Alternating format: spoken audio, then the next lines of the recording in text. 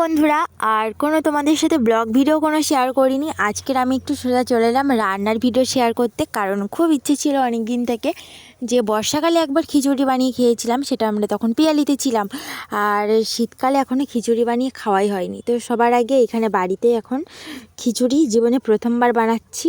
ঠিক আছে, ওইখানে একবার বানিয়েছিলাম, আর এই লাইফে মনে হয় 21 বছর বয়স আমার, 22 বছরে প্রথমবার আমি এইখানে খিচুড়ি বানাচ্ছি।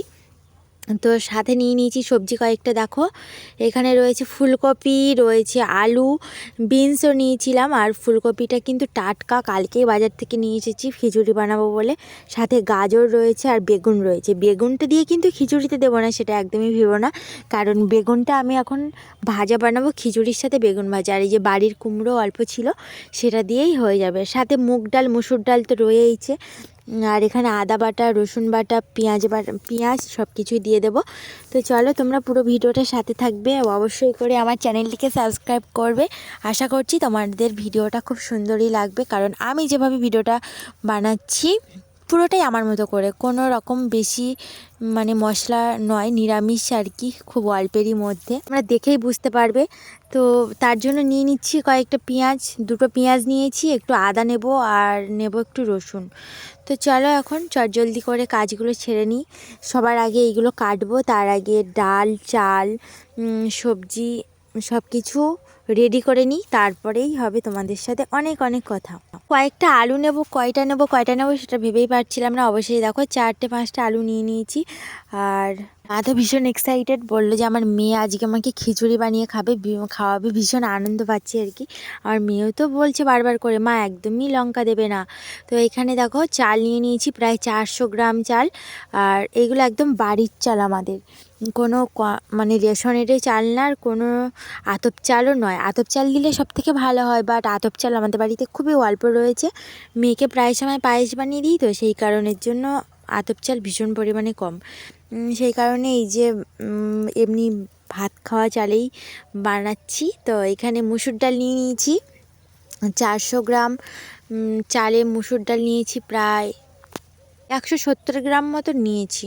ঠিক আছে, 200 গ্রাম মুসুর ডাল ছিল প্যাকেটটার মধ্যে, তো অল্প অল্প করেই নিচ্ছি। আর এখানে নিয়ে নিচ্ছি মুগের ডালও নিয়ে নিচ্ছি পরিমাণ মতো, 150 গ্রাম মতো। তো চলো চটজলদি করে এটাকে ধুয়ে আসি। ধুয়ে নিয়ে তোমাদের সাথে ভিডিওটা আমি সত্যি শেয়ার করতে চাই। আশা করছি তোমাদের খুবই সুন্দর লাগবে ভিডিওটা। তো বন্ধুরা, এটাকে ঝটপট করে আমি ধুয়ে নিই, তার আগে তোমরা পুরো ভিডিওটা দেখবো। তো আমি চালটা এখন ফার্স্ট টাইম ধুতে চলে এসেছি বাইরের দিকে অন্ধকারে। আমি ফ্ল্যাশ জেলে এখন ধুয়ে নিয়েছি 3-4 বার করে, কারণ ডালে তো অনেক রকম পাউডার থাকে। তো চলো, এবার গ্যাসের ওভেনটা অন করেও দিয়েছি, আর এগুলো এখন সেদ্ধ হতে থাক। আর ততক্ষণে আমি সবজিগুলো সুন্দর করে গোটা গোটা করে কেটে নেব। আর আজকের আমার ক্যামেরাম্যান কিন্তু একজন রয়েছে, আমার কন্যা।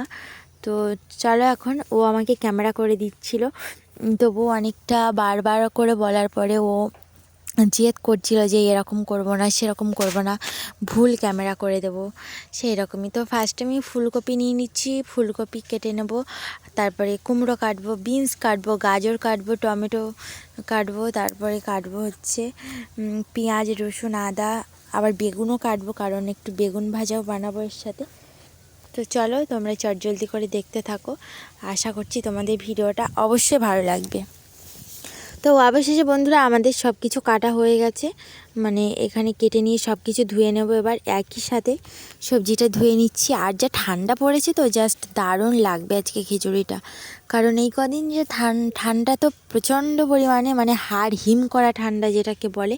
সব সবজিগুলো একসাথে ধুয়ে নিচ্ছি। চলো এখন পুরো চটপট করে ধুয়ে নিই। আর অবশ্যই তোমরা চ্যানেলটিকে সাবস্ক্রাইব করবে, লাইক করবে এবং বেশি বেশি শেয়ার করবে ভিডিওটা। আশা করছি তোমাদের ভালো লাগবে। বর্ষাকালীন তো আলাদা আলাদা সবজি থাকে, আর শীতকালীন তো ফুলকপি, তো গাজর এখন যেহেতু 12 মাস হয়ে গেছে, কিন্তু ফুলকপি, ওলকপি তো ওটা এখনকার সিজনে, কিন্তু ওলকপি দিয়ে তো নিশ্চয়ই হচ্ছে খিচুড়ি বানানো যায় না, সেই কারণে সব কিছু এখন আলাদা আলাদা করেই নিচ্ছে। আর বিনসটাও শীতকালে বেশি পাওয়া যায়, এটা বর্ষাকাল বা গরমের দিকে খুব কম পাওয়া যায় বলতে গেলে, পাওয়া যায় কিন্তু এই যে সার দেওয়া এইসব।